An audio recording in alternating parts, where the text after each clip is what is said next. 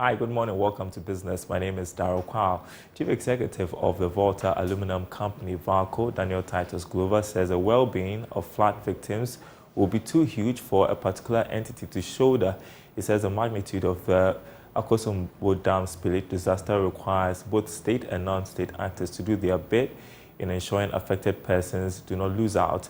Daniel Titus Glover made this known at Adidome in the Volta region, where the company presented relief items to flood victims.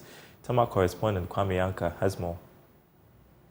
Of empathy for flood victims following overflow of the Volta River upstream and those downstream directly impacted by the spillage of the Akosombo Dam is inevitable.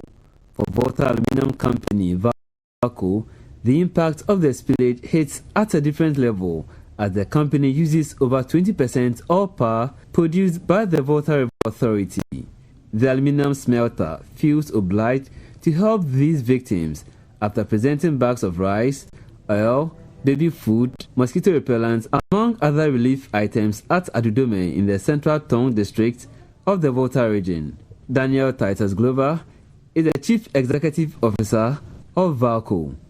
Normally, we're supposed to produce 5 cell lines, and each line contains 100. But currently, we are producing just 121, which is quite low. But notwithstanding that, we're still using power that is produced from Akosombo. Therefore, directly, we have a stake in this problem that has come. VRA alone cannot show that this responsibility. Government alone cannot show that this responsibility. That is why we have come as a company, from our board and everybody, the union executives here, to come and commiserate with our friends and family. You know, my part is from here too. Okay. My part is from Jalokope, Danglong line. My great-grandmother, my mother's grandmother, is from here. So I'm equally touched. Chair of the Senior Staff Association at Valco, Samuel Ando, says the company has the flood victims at heart. Yeah, so the reason why we are here this morning is to come and show our love to our brothers who have been affected by the spillage. So we are here with the some members of the executive management team, that is our CEO and some of our directors. We are also here with some of our union executives and members and some other management of Valco to come and support our brothers who have been affected by the floods. We presented some boxes of oil and mosquito repellent and some rice and toiletries to the affected people in this community, and some baby foods, and some clothes.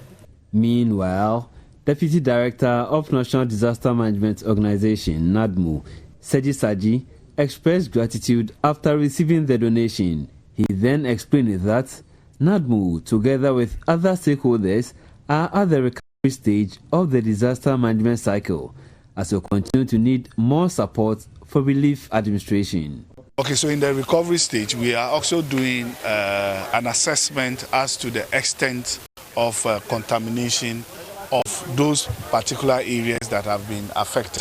And the UN Interagency Working Group is partnering organizations such as the Ghana Institute of Engineers, EPA, NADMO, VRAs, and all others to make sure that they propose solutions for us to go ahead and do decontamination, disinfectation, fumigation, and also look at the structural integrity of the buildings as well, so that the place will be habitable for affected persons to move back in. Valco has appealed for support for flood victims in all affected areas. And that's it for this segment. The news returns after the break.